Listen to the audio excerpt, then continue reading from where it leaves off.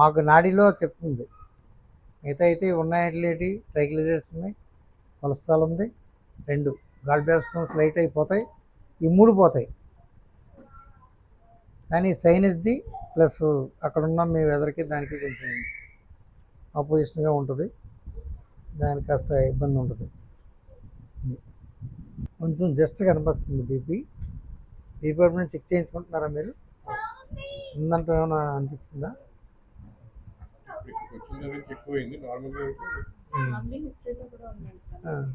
అదే బీపీ కనిపిస్తుంది కొంచెం.